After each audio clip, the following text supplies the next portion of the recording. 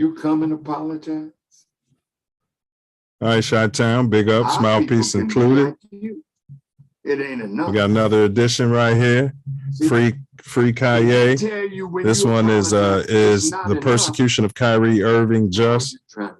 Plus, we got some more hot topics coming for you. So if you stand by, we're gonna get this show going. Feel free to pull up the links in the chat. But if you do pull up, don't forget to bring your mouthpiece. We talk politics. There's sports and politics. Like, share, subscribe. Let's get them in the building. Please like, share, and subscribe. Again, I pinned the link at the top of the chat. Call-in line is 424-900-6945. That's 424-900-6945. All right, and stand by. Gotta go through some regular everyday house cleaning.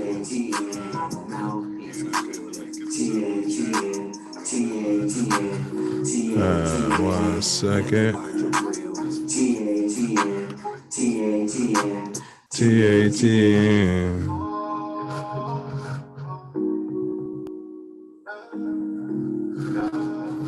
All right. Copyright disclaimer under Section 107 of the Copyright Act of 1976. Allowance is made for for purposes such as criticism, comment, news reporting, scholarship, and research. Fair use is a use permitted by copyright statute that might otherwise be infringed. Non-profit, educational, personal use tips the balance in favor of fair use. Fair use, y'all.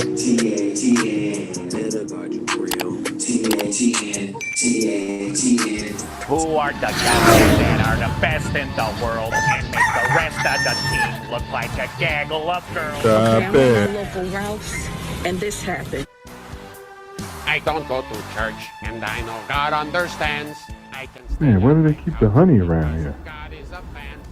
Excuse me, you know where the honey is? Who are the guys that are the best in the world and make the rest of the team look like a gaggle of Cheese girls? Al. Who wants cheese head? I don't go to church, and I know God understands. I can stay on my couch because God is a fan of the Bears.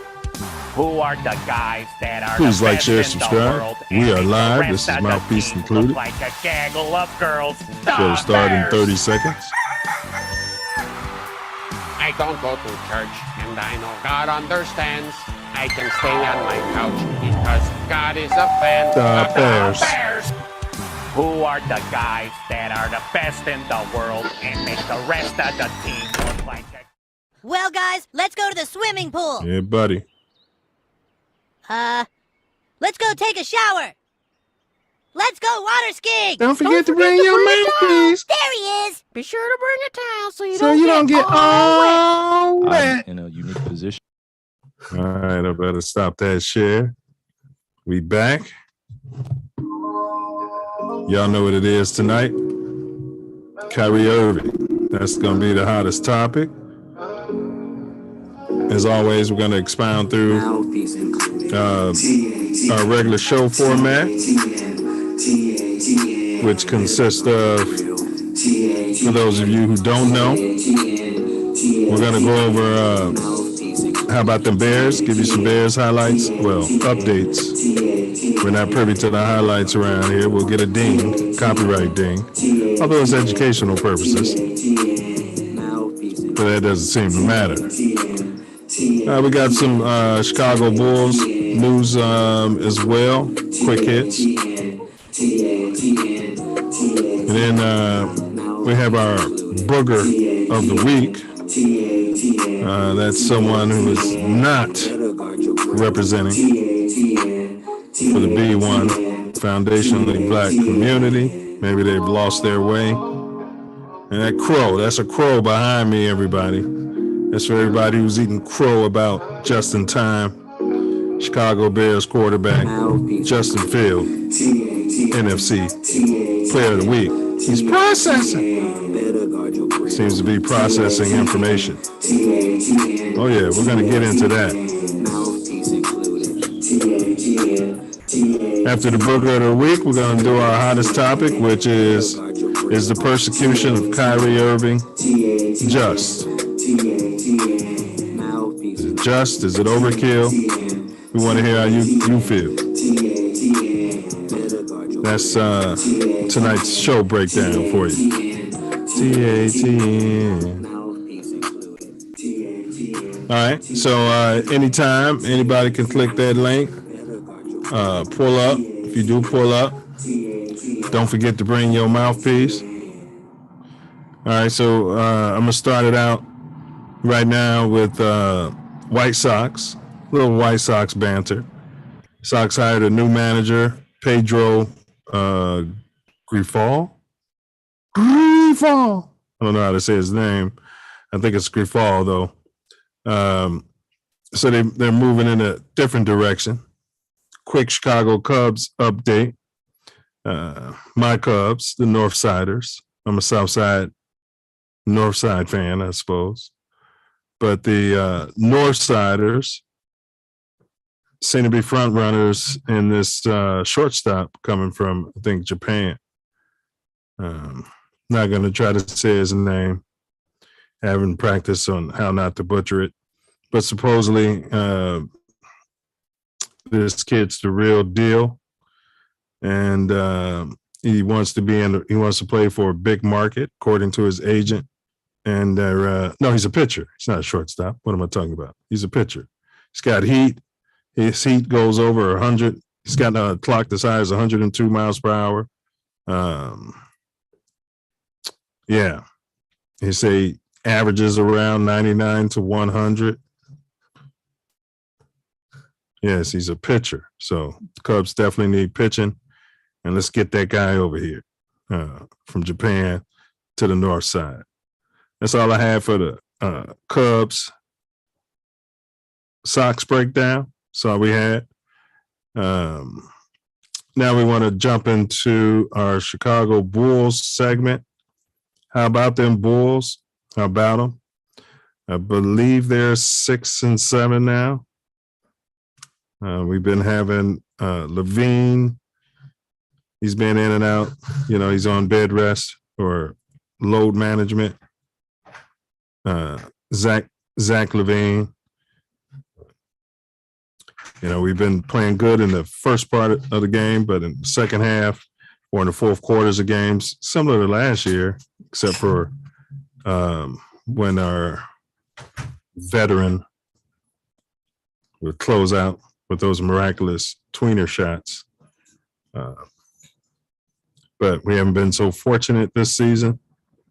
Good news coming out about Lonzo Ball. Lonzo Ball. He's showing great progress. That's the latest rumors in regards to Lonzo Ball. He should be, he's healing. He's mending after his last surgery. I think Ball would be a great addition to, addition to what we got going on.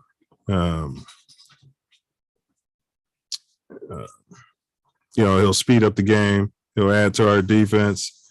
Some of those guys who are getting minutes will be getting less minutes. Some of those guys can get rested up.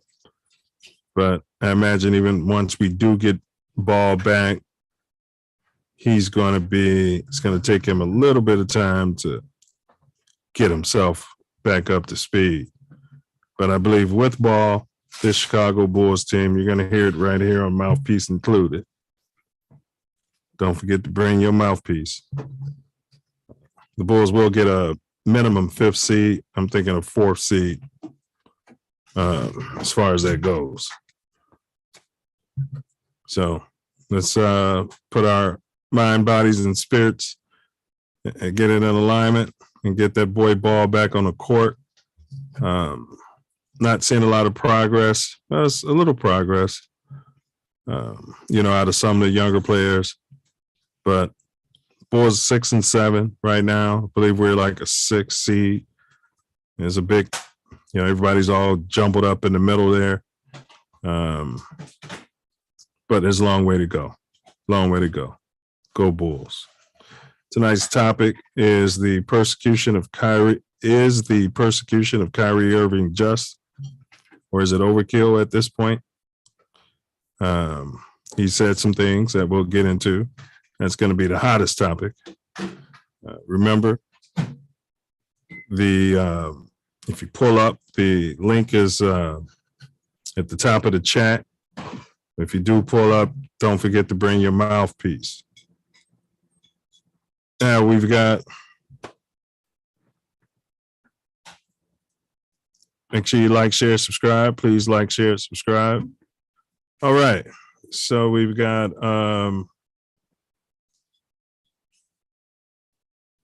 the Bears. All right. It's been what? This is the third week. We haven't been here for 3 weeks. So it's been a lot of Chicago Bears news. Lots of Chicago Bears news. Hard to know where to start, but we've been saying right here on this show, at least most of us, just in time, Justin Fields is our guy. And I don't know. There's a lot of people eating crow. National media, all the buzz and calling him the second coming of Lamar Jackson and et cetera, et cetera, et cetera. Wow, how things change. But he's been the highest. He's got the highest QBR, 82.3, I think, over the last 3 games. That's in the NFL. That's out of anyone. NFC Player of the Week. This kid just broke the NFL record for rushing yards by a quarterback in a single game, in a regular season game. 178 yards. He broke Michael Vick's record. I've said it ad nauseum. I've said it, over and over, that this kid has all of the tangible intangibles. I mean, smart, humble, works hard, puts in all the extra work, wins everywhere at every level, everywhere he is. If he doesn't win, he, plays championship level football. Toughest guy on the football field in any game. So most of us here on Mouthpiece included at TATN, we've been extremely high on Justin Fields. We've done shows on it. Talked about how the national media was giving certain quarterbacks a pass, where others who may be of a certain hue, men, constantly scrutinized. And their money is always being watched, always being said they're not earning their money or they're bust, things of that nature. So now, the Bears picked up Chase Claypool. They traded for Claypool. I know this is old news for most of you, but we haven't been here for 3 weeks. We picked up, Mike Marks, Sean Brown, Mike Marks. He's got his foot in his mouth. Yeah, he's eating crow for Thanksgiving. Oh, he's eating crow for Thanksgiving. And don't let the media weave their little deception, because pretty soon the narrative is going to be, how great the coaching staff is and how great those guys who have been coaching them and they're doing a great job. Don't get me wrong. I mean, it only took them 6 or 7 weeks to figure out what we've been saying on this show since the preseason, since last season. You're not coaching Brett Favre. You're not coaching Tom Brady. Nobody was trying to make Michael Jeffrey Jordan be Julius Irving. Kobe, rest his soul. patterned everything after Jordan, but that was a personal choice. But yeah, Mike Martz, what did you do anyway? I mean, here in Chicago, as far as I'm concerned. Yeah, he's I don't know what's in Mike Martz's heart, but I'm starting to be concerned. But yeah, all right. So we picked up Chase Claypool. I love the acquisition. He's a big body. Love what everything this kid's saying in interviews. Athletic, tough. He can get those so-called 50-50 balls, smart kid. You don't hear this a lot about melanated athletes. Smart kid. He came in there and did everything that coaching staff asked for him, in like 3 or 4 days. And he was able to be, I think he played like 25 plays in the last game. That was a PI at the end. The guy grabbed him when he was jumping up for the ball. The guy grabbed him and kept him from going up and getting it. That's pass interference, but it's okay. It's okay. Because with the devil intended for bad, the creator will flip it into a good. Just to make us work harder, and it'll be potentially a higher draft pick. But I'm still sticking with the Bears to finish the season with 7 to 8 wins. That's how I started. I'm a homer. I'm sticking with it. All right? I'm sticking with it. But the offense looks good. It seems to finally have been tailored to Justin Fields' abilities where he is now as you cultivate and fine-tune some of the nuanced crap of quarterback. He's got what you can't coach. Athleticism, height, toughness, size, speed, intelligence, hard working. He's got everything. Leadership abilities. I can't believe these people couldn't see this in him. But I have reason to believe if he was drop dead gorgeous, blonde haired, blue eyes, like that kid over there in Jacksonville. Oh, he would have been drafted number 1 before that kid. Made his family a whole lot more money. Now, after he breaks an NFL record, everyone wants to sit here and portend and say that Justin Fields, could he be the best player in that draft class? So my point is about the offensive coordinator, Getsy.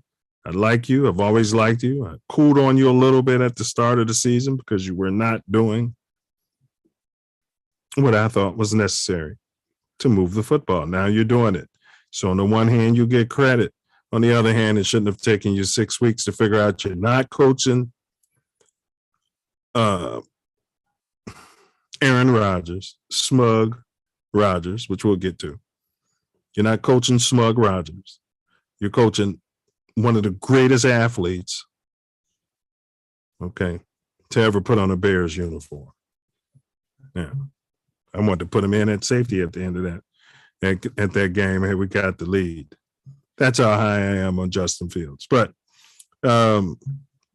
now, we'll keep this moving, though, because as you guys can see, I can go on about Fields all day. It's just a whole lot of people eating crow. Whole lot of people eating crow. All right, so the co-host who is not here, Ace, he's 2-6 in his predictions, Bears predictions. We predict the Bears score in the game, who's going to win, who's going to lose. So he's 2-6. After last week's debacle, I'm 4-5.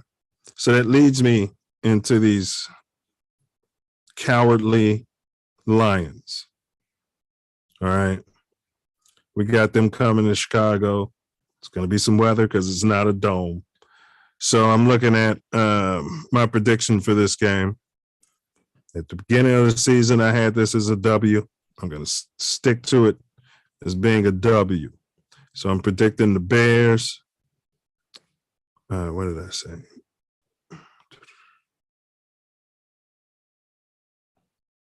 I'm going with the Bears 28, the Lions 24. What up, Stace, dude? What up, fool? I don't know. I think he's fool, you say, where's the other fool? I don't know. I don't know. I think he might have had too much of that Mountain Dew, that Mississippi hooch. But who knows? All right. We push forward. So that's my prediction. I got the Bears this week. That'll get me back to 500 once the Bears beat the crap out of the Cowardly Lions. Bear down, bear down, bear down. All right, tonight's topic is the persecution of Kyrie Irving just? I mean, on the one hand, he tweeted a link to a documentary or a book. Well, it's to the documentary, which we later find out it's a book. The title of the project is Hebrews to Negroes. Wake Up Black America. All right. We'll get there, though. That's going to be the hottest topic tonight. But I want to share with you my quarter black of the week. You guys know the quarter black of the week? That's going to be the black quarterback. That's why we have the term quarter black. That was coined right here on Mouthpiece Included. Don't forget to bring your mouthpiece. Quarter black of the week in week 9. I picked them, I believe. So we didn't do week 8 because of YouTube. We didn't do week 7 because of YouTube. So I picked it. This person was my selection for week 6. Okay. And also week 9, which is my number. And I'm going with just in time. Again, in a loss, I'm going with just in time. All right. His week 6 game would have been almost as big as this. The only person who mentioned that was Flus. You know, he had some big runs called back that game for some crappy holds. But for this past week, the black quarterback of the week, the quarter black, I went with Justin Fields. He was, after all, NFC Offensive Player of the Week. So there you go. He did break it. I don't know if I mentioned this. He did break an NFL record. All right. Moving on. Is the persecution of Kyrie Irving just? That's our hottest topic. You guys can pull up links in the chat and call in at 424-900-6945. 424-900-6945. All right. So now, just want to run through my NFL power rankings. This is going to be my NFL power rankings. Now, what this isn't to be construed as I'm saying these are the best 5 teams in NFL, or these are my 5 teams to, top 5 teams. It's just as of now, fluid ranking process. Through week 9, I have no idea what's going on tonight. I know they're playing. But week 9, my number 5 team is the Cowboys. You got Micah Parsons. You got Dak. I wouldn't kneel for nothing. Prescott. I feel like you shouldn't kneel. I mean, this is football, blah, blah, blah, blah, blah. I got a Campbell Soups commercial. Yeah, so it hurts my heart. I saw Dak's first preseason game, and I said, that kid's going to the Hall of Fame. I can't make this up. But he hurt my heart when he sold us out with the whole Kaepernick kneel thing. But he's got to protect his brand. He's got to protect his brand. All right, next, Vikings. Okay, that's my number 4 team, the Minnesota Vikings. I stayed with them. That's the number 4 team. I don't think the North Division, let me say this right. I don't think it's as bad as what it appears. It's like when you're looking in your rearview mirror, checking your blind spot, checking your 6. Things are smaller than they appear in the rearview mirror. Yeah, larger than they appear. That's how I feel about the NFC North division. It's larger than it appears. Now, of course, my number 3 team is the Buffalo Bills. Josh Allen this, Josh Allen that. If you want to crown them, go ahead and crown them. If you want to crown them, go ahead and crown them. Now, I had the pleasure of watching them play for the first time the week before last against KC. So I'm jumping over people, and I'd be a racist if I didn't acknowledge that this kid is a fantastic quarterback. He's got to do some more proving. I'd still take Justin Fields over him. All right. My point is, Bills team, they seem pretty solid. Now he's got an elbow injury on a fluke. I would set him out for the next 3 weeks, maybe 4. But that all being said, as of today, they're 3rd. Probably should have thought that through a little more since he's not going to be playing. My number 2 team, the Chiefs. That's right. Sideshow Bob back there at quarterback. That Sideshow Bob.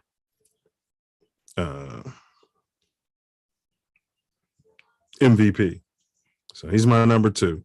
My number 1, I'm going to go ahead and go with the Eagles, the undefeated Eagles. They get clean victories, nothing too exciting, but they have a solid quarterback who's playing MVP football, solid defense. Just can't find any negatives, all 3 phases. And they beat whoever you put in front of them, and they beat them pretty well. So that's my top 5, my power rankings. Tonight's hottest topic is the persecution of Kyrie Irving. He tweeted some things, promoted, according to the narrative, promoted, what word am I looking for? Anti-Semitism, promoted it. Yeah. So we've had Dusty Baker, who used to manage my Northside Cubs, managed them pretty well. He was scapegoated, run out of town. All he did was win baseball games. Always blamed him for the Cubs not winning the big game. Yeah, well, Dusty, you guys correct me if I'm wrong, but big ups to Dusty Baker. He is the first African-American manager to win a World Series. So, fantastic job. Nobody watched it or cared because Kanye was all in the news and Kyrie. And then maybe some stuff about the elections, but nobody cared. The NBA, they're masters, manipulators of the media, master marketers. They know how to take the shine off of the World Series and have people talking about NBA nonsense, so to speak, in my opinion. All right. So that brings me to the booger of the week. The booger of the week. That should be the crab, crab of the barrel, of the week. But I'm going with Shaquille O'Neal. According to my sources, he had a lot of things to say about one Kyrie Irving, and for fair use, I think we can get an excerpt of what Shaquille O'Neal had to say. That fair tells use. Me, hey, you should watch this. Correct? He's got 17 million Instagram followers, another 5 million or so on Twitter. You're all over social media. Do you ever put something out there, Shaq, that does not represent something that you feel? I was probably one of the first guys on Twitter. And when I realized the power it had, I knew I had to be very responsible. Followers, platform, whatever you call it, I knew I had to be responsible. I try to make people happy. I try to make people smile. My formula has always been the same: 60% to make you laugh, 30% to inspire you, and 10% whatever I'm selling. You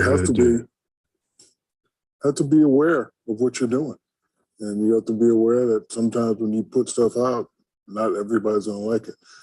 Some people are conscious, some people are not. I could tell he's not conscious. He doesn't really care what's going on. But us, I know that the game that we used to love and we promote, it brings people together. And it hurts me sometimes when we have to sit up here to talk about stuff that divides the game. Now we got to answer for what this idiot has done. Idiot.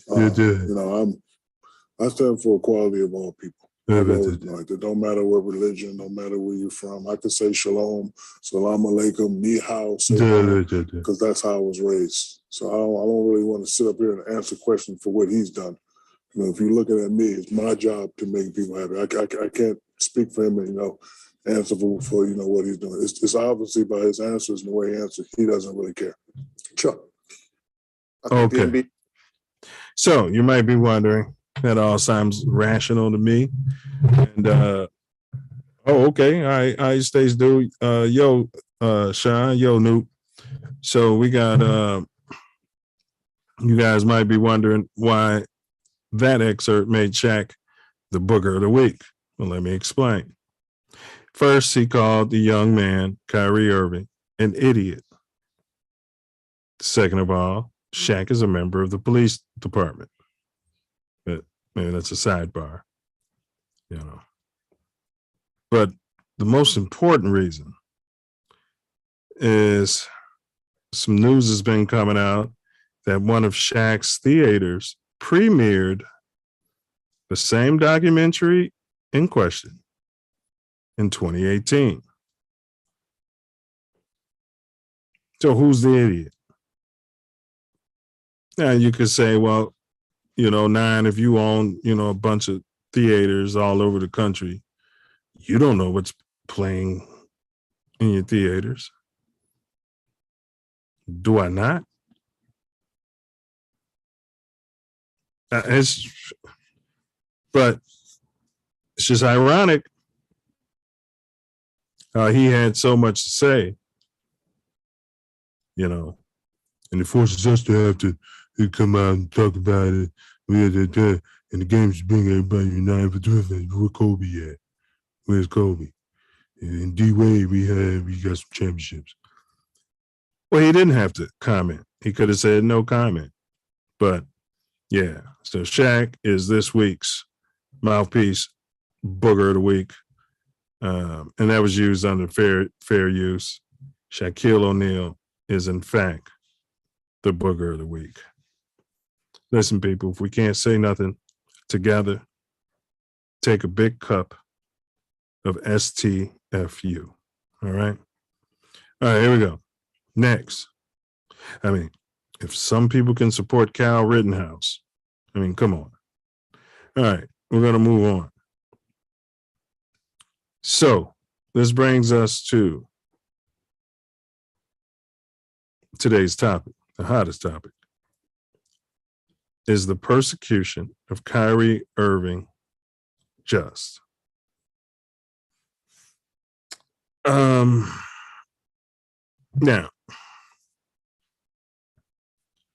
let me say what should not have to be said, but apparently it does. I love all of God's people, all of humanity. Whether you're purple, red, blue, brown, whether you pray to a God or you don't pray to a God, whether you call God's name this or that, the third, the fourth. Yeah. You could be doing a life stretch in the penitentiary and,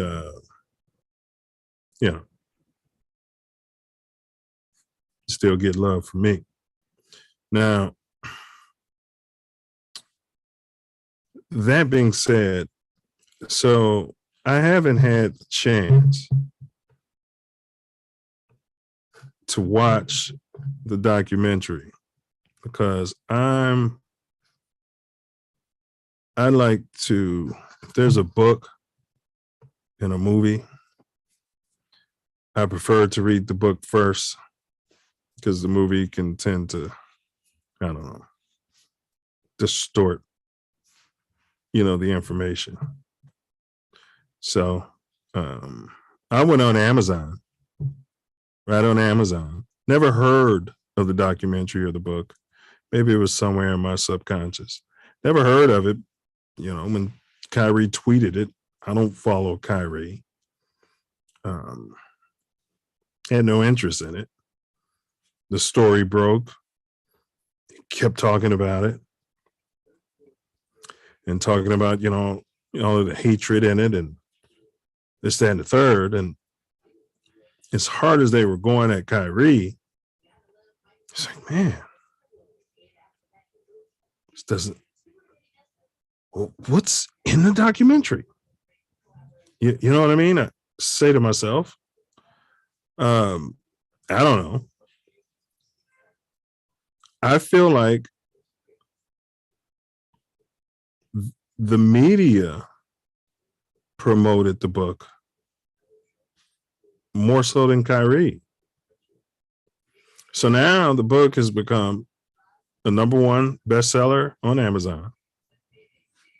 The film, the documentary is selling through the roofs. It's a Black man who produced the project. I think he produced the film for like 8 stacks, $8,000.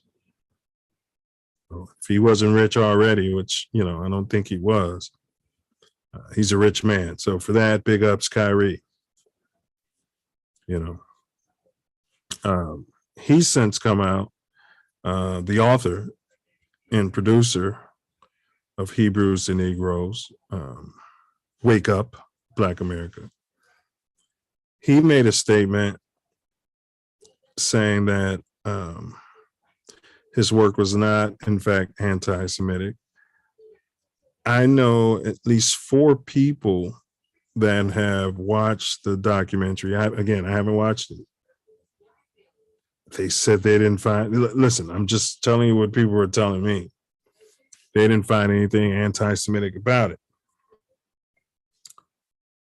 But others have said, I guess there were some things in there. I don't know. I got to get my hands on the book. It won't be here until like the 18th of November, and I ordered it like almost a week ago.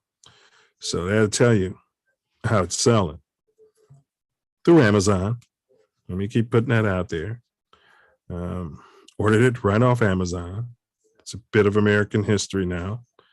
If I meet Kyrie, I'm going to have him sign this other man's book because it seems to make sense. But let me stick to the issue. From the very beginning, like, I'm not real big in this social media world. I don't even have a Facebook. Since I started this channel after George Floyd, I'm like, well, silence is violence. Let's build a platform so we can get our voice out of here. It's the only reason I'm here. I mean, I've had this YouTube channel you can check it in there for years. Never used it. That all being said, I didn't understand, what was going on. I have a Twitter account. And I'm like, so he tweeted something. And I think he said something like, this is the movie I'm watching. At least I'm hearing that lately. I didn't even hear that in the initial reports that he had that added to his tweet. And they were coming at him like, why are you promoting this movie? And he's explaining, I'm not promoting the movie. And then, it's got a whole lot of anti-Semitism. That reporter should be sued for malpractice. If I'm Kyrie's team, I'm suing for slander. If it turns out that the documentary doesn't have any of those tropes that the media was claiming, and that is slander.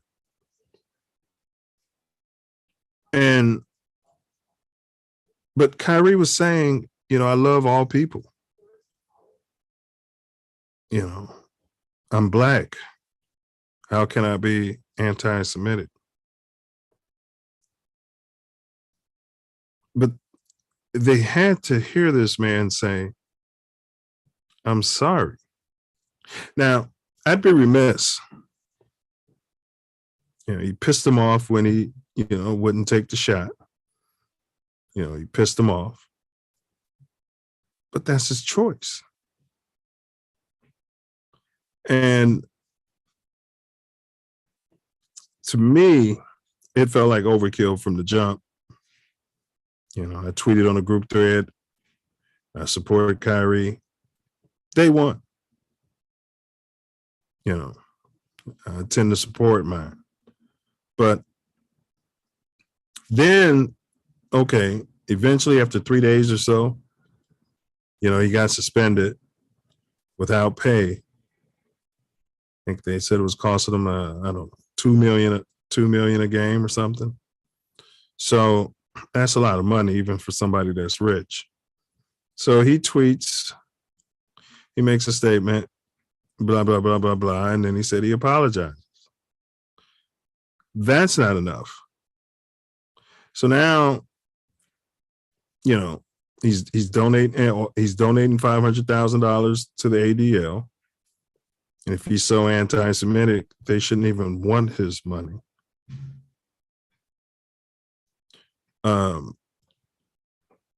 He's I guess has to take a tour of the Holocaust Museum and take sensitivity training.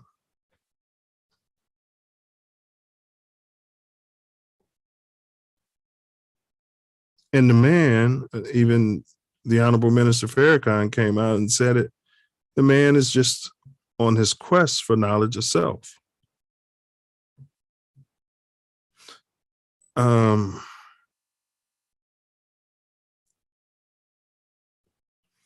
I always had issues with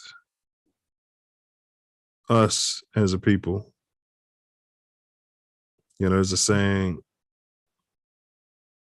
either we hang together or we hang separately. And it feels like whatever the narrative is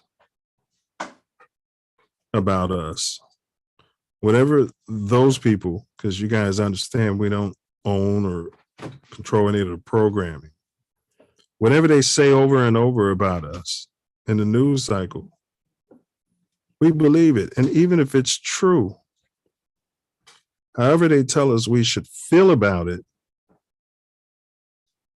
is how we feel.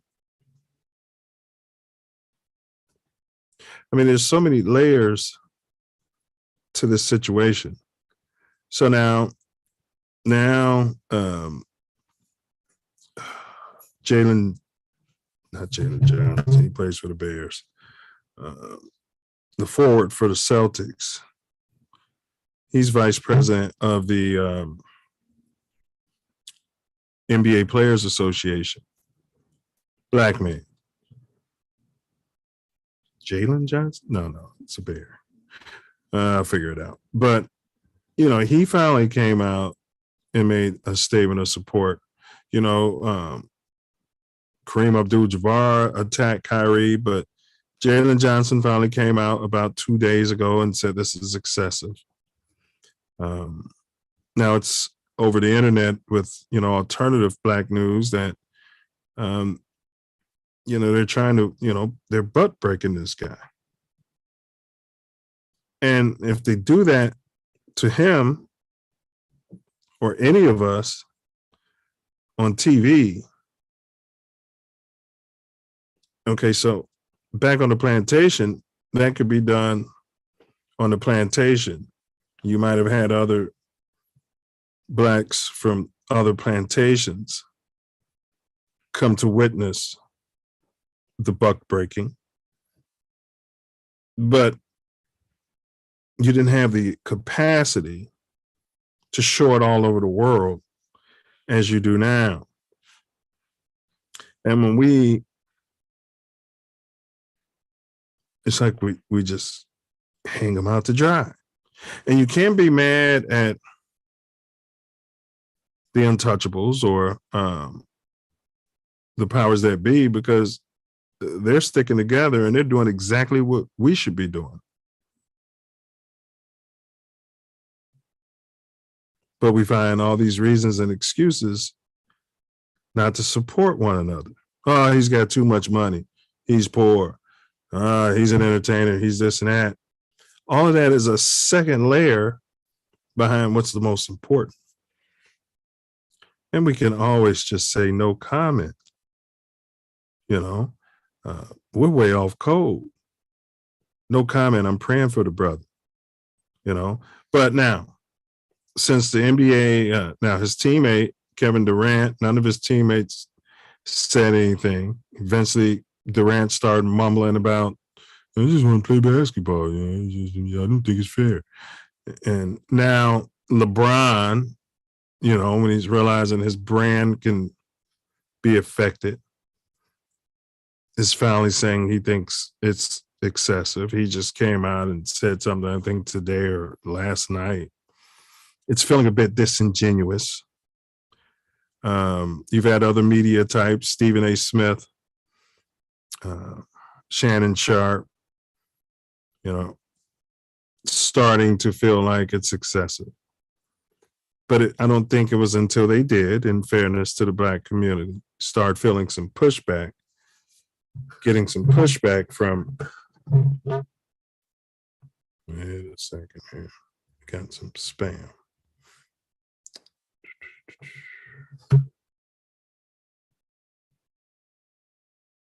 There we go.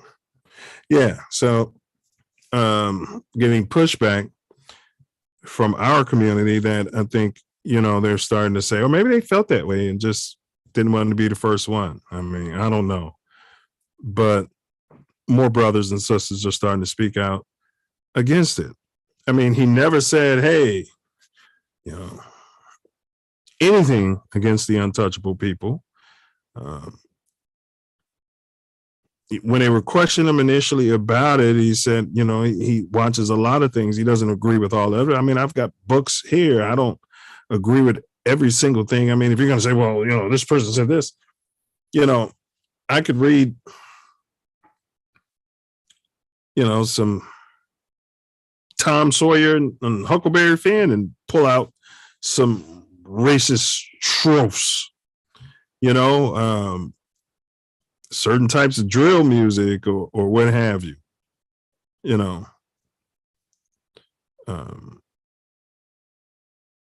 That's being produced by these corporations.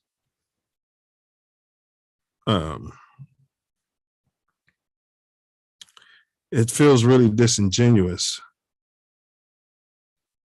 And I still haven't figured out the why. I do feel like I will understand more of the why once I get the book and finish reading the book, and then I'll watch the documentary. But, you know, we say on the Self-Love Show all the time, question everything and don't answer questions, but do your own research. Kyrie even said it, you know, the old phrase, if you want to hide something from a put it in a book, you know. So I think that's why, you know, the book and the movie is selling so well now. So people are doing their own due diligence. People are starting to wake up.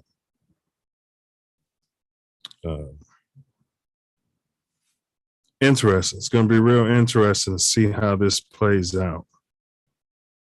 It's going to be truly interesting to see how this one plays out. So that's my personal feeling on the topic. Again,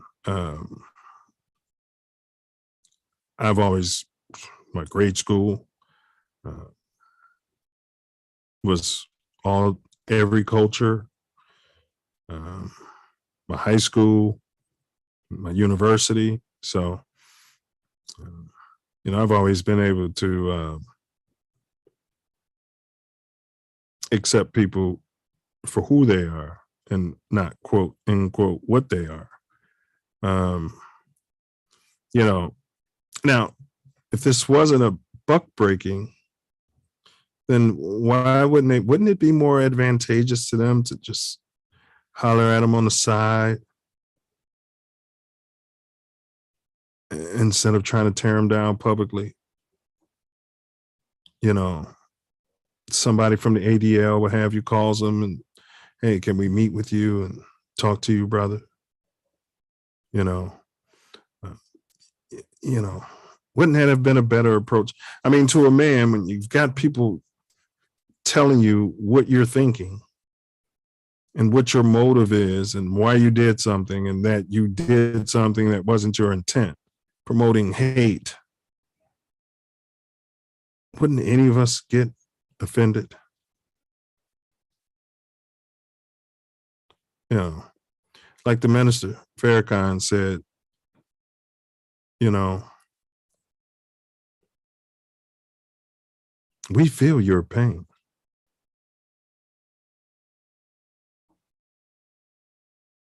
You know, we feel your pain. So I want to say big ups to Brittany Griner. You know, be strong. She was moved to a Russian penal colony.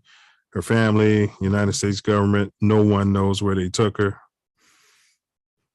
Yeah, it's pretty bad. Small ups, Isaiah Thomas, small ups. Isaiah was in the news saying that his beef with MJ will continue until he receives an apology. This is what I guess our rich athletes have time for. And RIP to Fred Hickman. Fred Hickman passed away. He was early in the game, sports casting, sports news, TNT. I want to say he was on ESPN Sports Center for a few years, the brothers. So he passed away at 66 from liver cancer. So, yeah, so you guys appreciate your support. Make sure you leave your commentary in the chat. Is it persecution? Put in the comments or in the chat. I want to know how you feel. Mouthpiece included. TATN. So check us out on the Self Love Show live right here on This Ain't That Network, TATN. That's going to be Wednesday at 8 p.m. Chicago time, 6 p.m. in Cali. That's live. We'll let you know what we got lined up for you. And we'll be back here next week, Thursday, 8 p.m. Chicago, 9 p.m. Chicago time, 7 p.m. Here in Cali. We'll let you know what we got lined up for next week, but there'll definitely be more stories of politics. Free Kyrie. So, you know, as we say, if you ever find yourself dipping through the city of Chi, sliding through the wood, check your blind spot, watch your six, watch your back, guard your grill,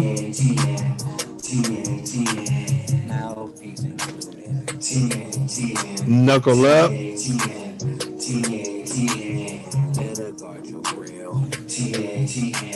and don't forget